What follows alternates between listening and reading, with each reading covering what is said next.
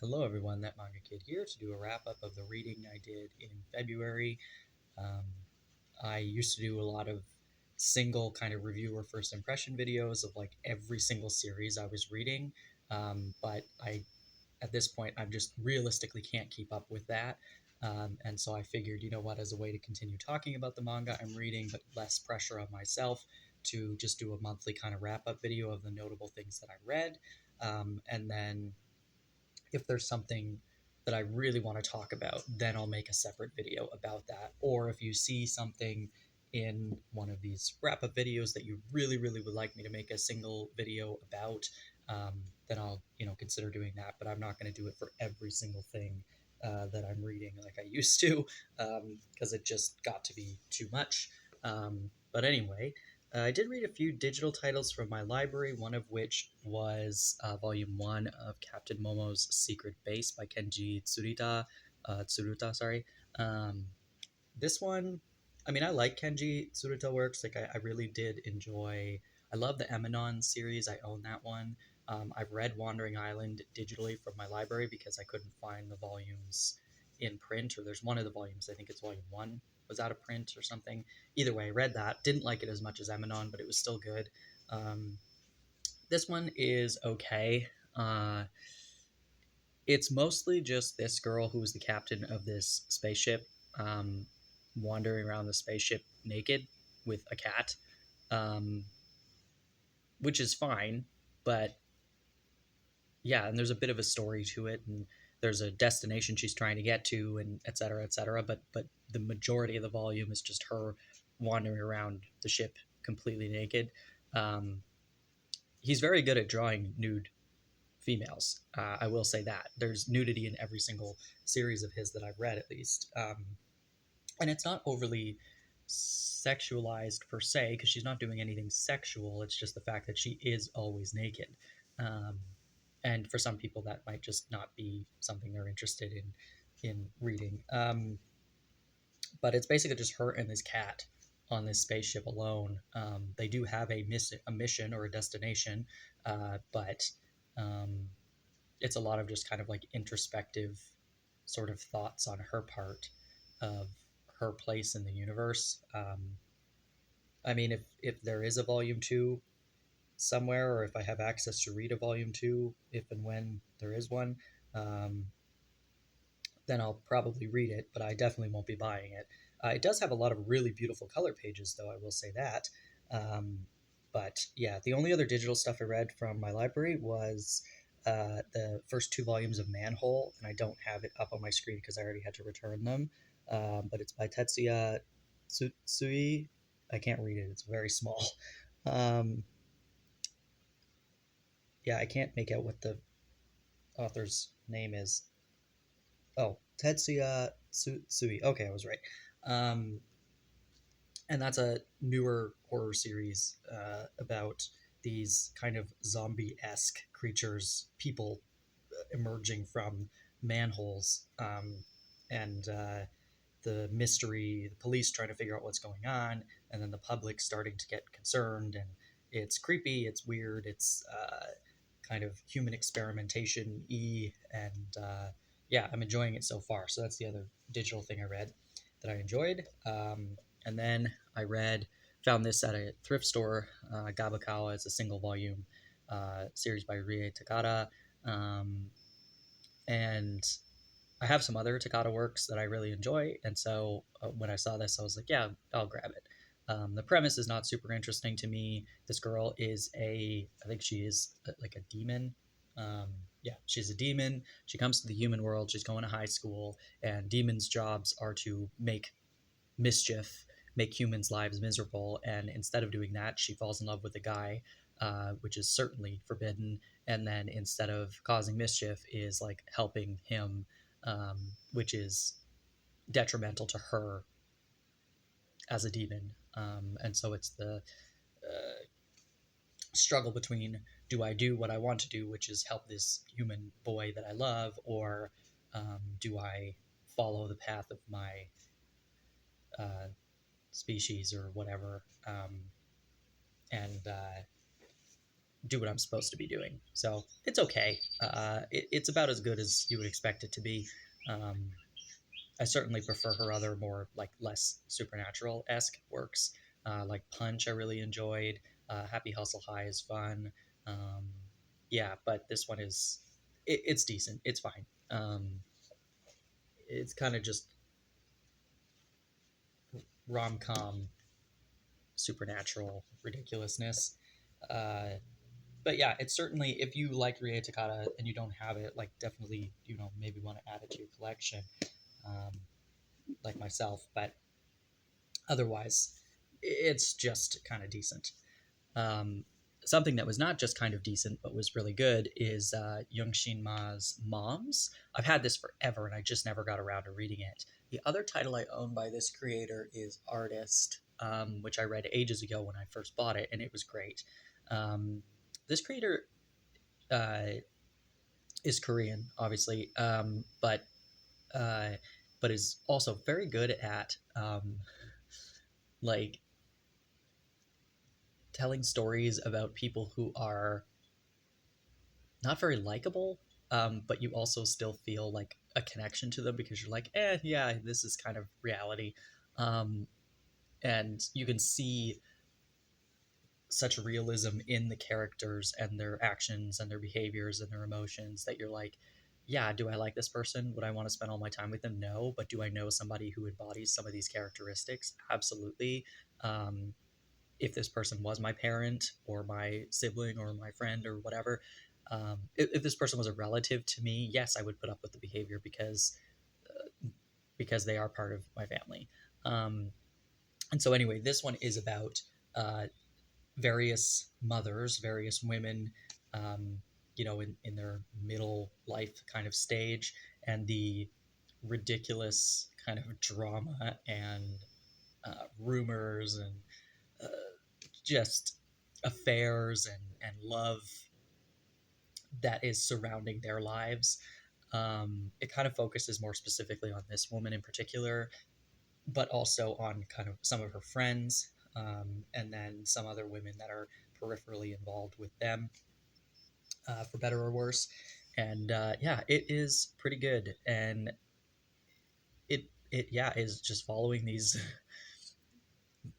middle-aged women and the uh, dramatic tales of their love lives or attempted romantic relationships.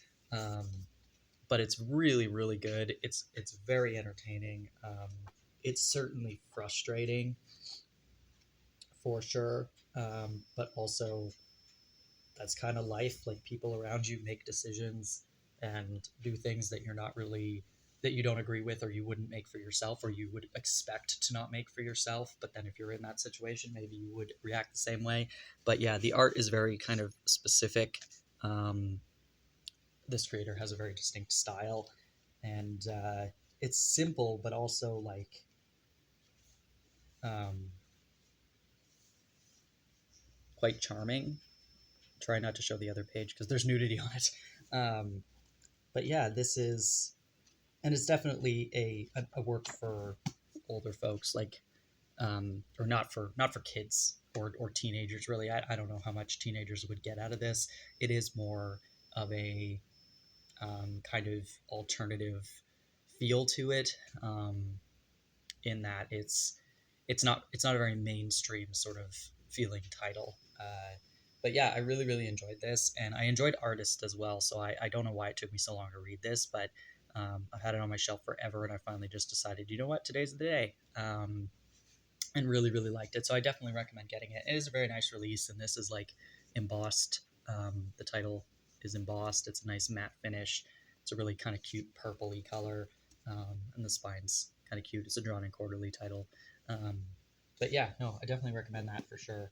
Uh, then I read Kitaro. This is the fourth volume installment. I know there are newer releases John and Quarterly has done, that I believe are like kind of more compiled omnibus volumes, but I have the singles.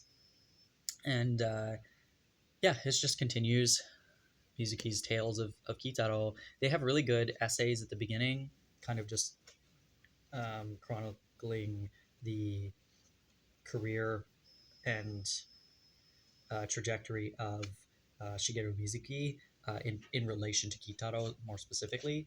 Um, and yeah, but Mizuki's stuff is all like the artwork. It's very funny because the characters look very simple and cartoony, but then the uh, backgrounds are just stunning. Like it's really, really something. Um, and I feel like more people would really enjoy this if they gave it a chance. It's fun yokai stories um, with some really incredible artwork. And yeah, I had a tough time getting into Mizuki's works because I don't really love fantasy type things.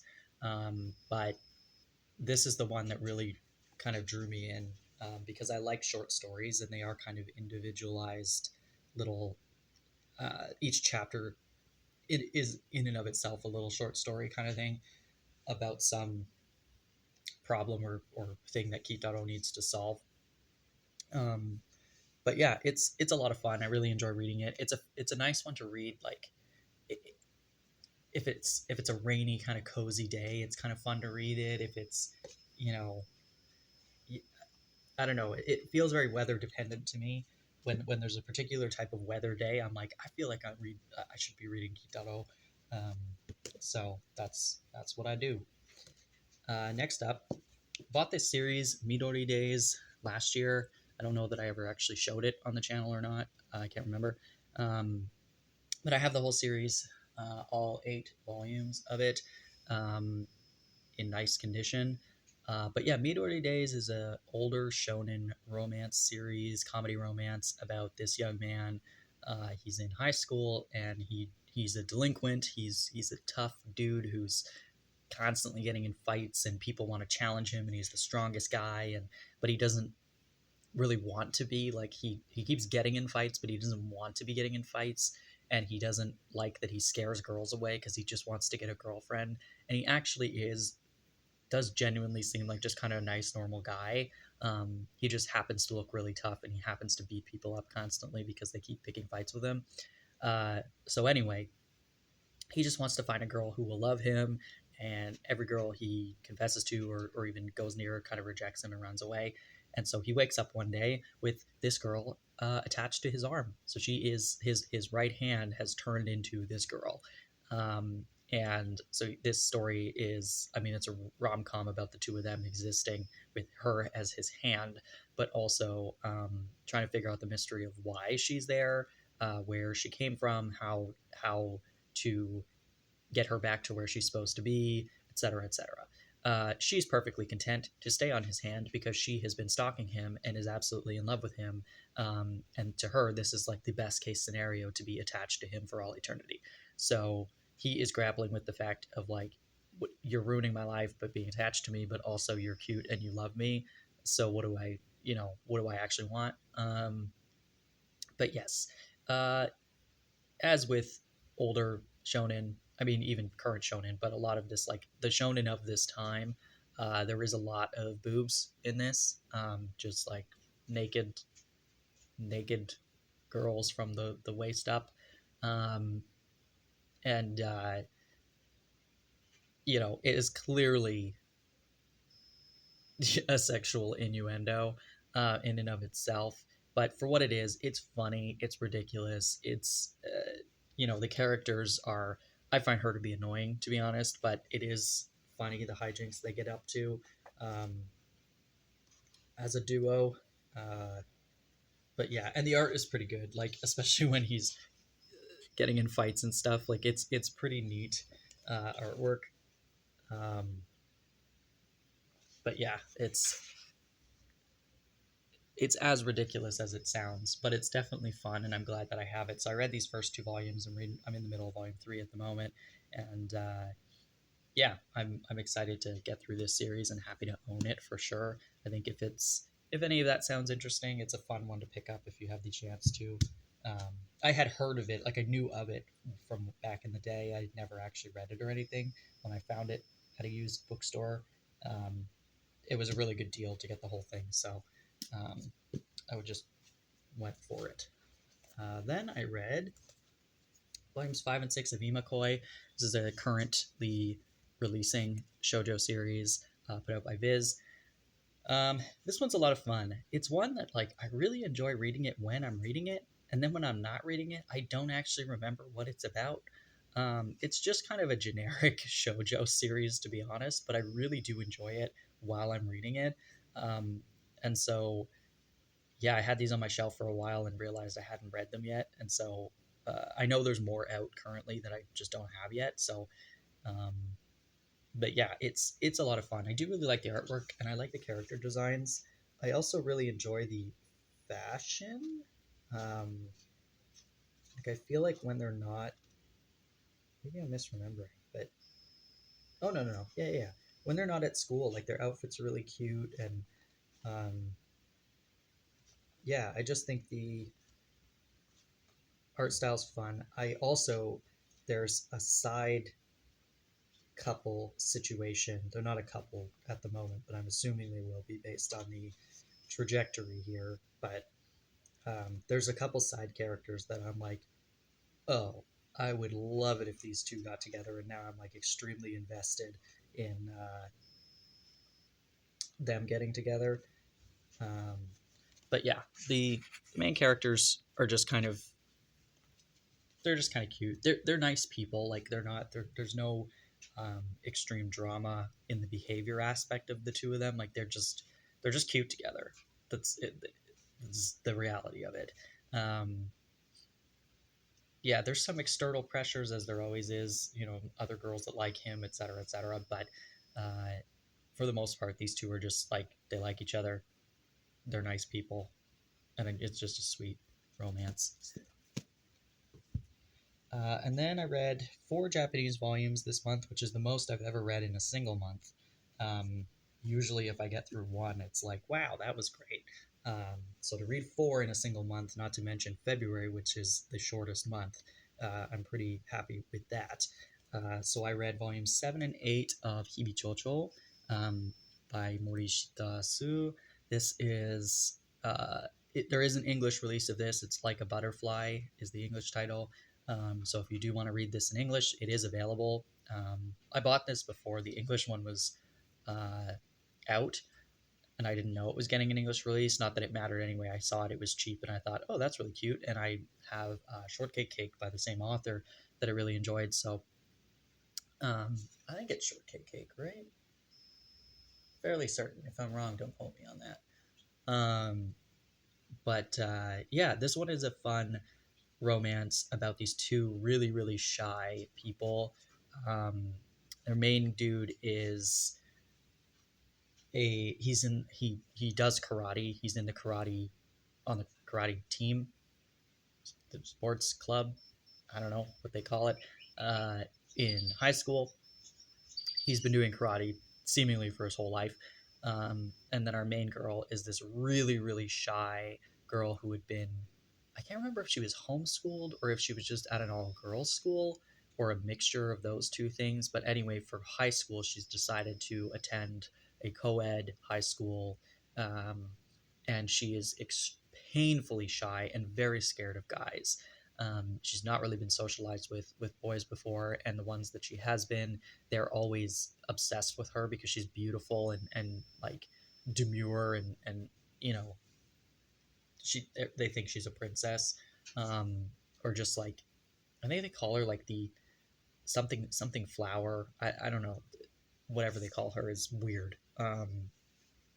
And So anyway, she ends up falling for this karate guy who's a very shy, quiet, soft-spoken boy, who's very passionate about the sport that he's good at. And it's just a really sweet romance about the two of them kind of finding their footing with each other. Two people who had never been interested in dating at all, but they found each other and now they're kind of like trying to feel out the situation. Um, the friends are all fun, upbeat sort of characters. Her best friend is kind of a um, like low energy, not like sarcastic, but just kind of like she's protective of her, but not in an obnoxious way. And she just is disinterested in guys generally as well, but not scared of them. Um, yeah, she's kind of a no nonsense, kind of straight laced sort of character. And then, yeah, there's some other girls and obviously drama, as with every shojo, as I mentioned earlier. People also interested in him, people who are more so interested in her. Um, and that's kind of the flip flop, is that she's the really popular one that all the boys are interested in, and this dude who's not unpopular, but he's just kind of like this generic dude. Um, all the guys are like, "How dare you, you know, be near her when we can't get near her," kind of thing. So yeah, it's a fun one about a really shy girl who's just trying to navigate her feelings. Um, and this one, uh, I think it was volume 7 that I was reading on Valentine's Day, and the Valentine's Day chapter was in this volume. So that was fun. Fun coincidence I didn't know was going to happen. But yeah, I find this one very easy to read in Japanese. So I am very glad that I got it, it's because I've read so much shojo, I've watched so much shojo. I kind of know the conversations, um, and so to read this in Japanese, I know the tropes, I know the words that are used like constantly in shojo, and so for me it's like, yeah, I know exactly what they're saying because I've read and watched this a million times in different stories. So this has been an excellent series for me personally to help with my language learning, because um, as far as the female conversations go, this one has been excellent. Now I find that I am struggling a lot with the conversations between the boys, because their conversations are less common in a lot of shojo. You don't normally focus on the boys on their own, and him, the main guy, and his friend are constantly having conversations with each other that has dialogue in it that I'm not used to. And so that's where like the extension of my learning is happening, less so than with the females in their conversation, which is pretty generic and I've read it a million times before. So it's a fun balance of like stuff that I 100% understand versus some of the stuff that I have to stretch to really um, figure out what they're saying. So yeah, this one has been excellent, which is why I'm on volume, now on volume 9. There's 12, 9, 10, 11, 12. I think there's 12 volumes total. I have them all. So this will be the first series in Japanese that I actually complete. Um, and I'm excited for when that day comes. And then the only two other volumes that I read are volumes 4 and 5 of Yotsuba. So this one is an excellent series for language learning because it is following this little girl, and so it's a slice of life. So it because the character is so young, the language in the manga is for a younger audience, and so it's very easy to read.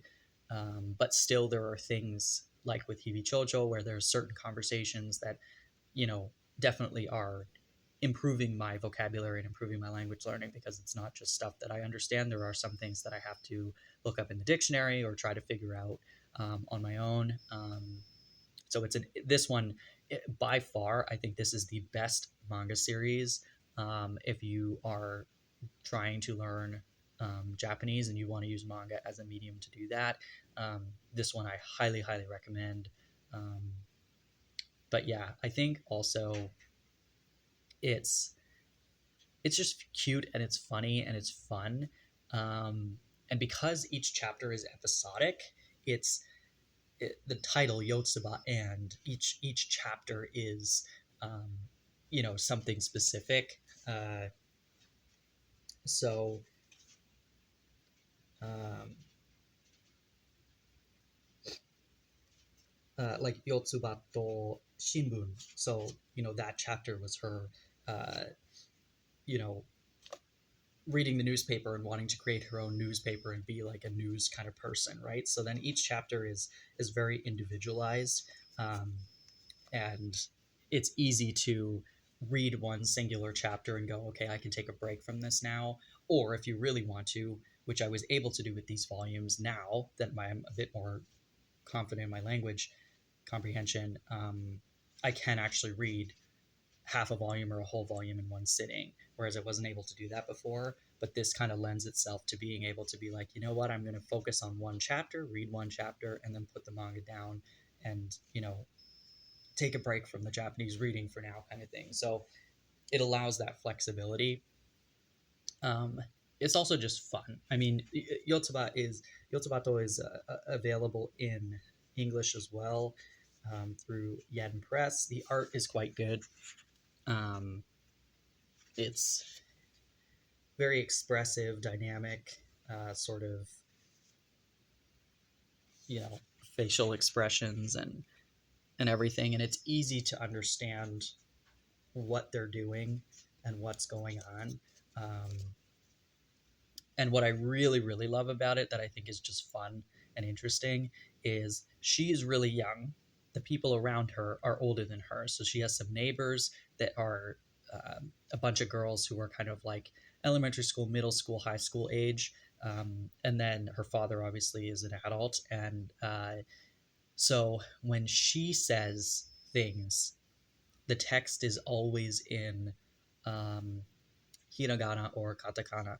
But then when the adults or the older kids say things, it will often be in, they'll have the kanji with the furigana, of course. But like if they're having a conversation and Yotsuba says something, she says a word, and then they also say the same word, theirs will have kanji with the furigana versus hers will have only the hiragana or katakana.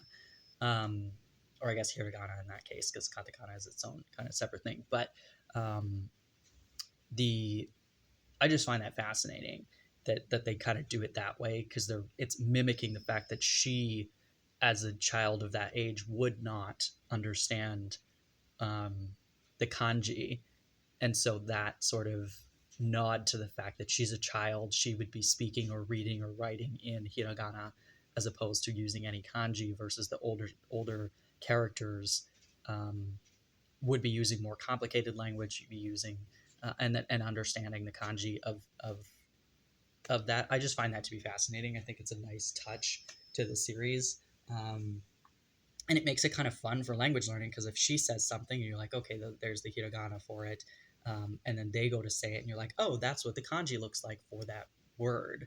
Um, so yeah, it's just fun. It's a fun language learning tool, and I think it's interesting. And yeah, anyway, it's a funny series. It's very good. I think that for me personally, it's not one that I can binge read, because I do get a little tired of child antics. But for the most part, it's a fun one that if I can't lend my brain to an overarching story like Hibichocho or some of the other Japanese volumes I'm reading currently, or series I'm reading, then Yotsubato is a good one to be like, I want to read in Japanese right now, but I can't really focus my brain as much on some other stuff I have. I'll just do a chapter of Yotsubato, and that'll be sufficient. But yeah, anyway, that's all the kind of notable stuff that I read in February. Hopefully, you enjoyed this format. Because like I said, I just don't have the capacity or energy to film individual stuff constantly anymore. Um, but I still want to talk about what I'm reading. Uh, yeah, if anybody's interested in kind of the process or strategy I've taken to learn to read Japanese, let me know, because I may be able to make a video talking about the different textbooks that I found really helpful, and the different methods and strategies I've been using over the past couple years, to get to the point that I'm at now, and then what I'm currently doing to increase my uh, vocabulary and kanji kind of studying. Yeah. Anyway, thanks for watching.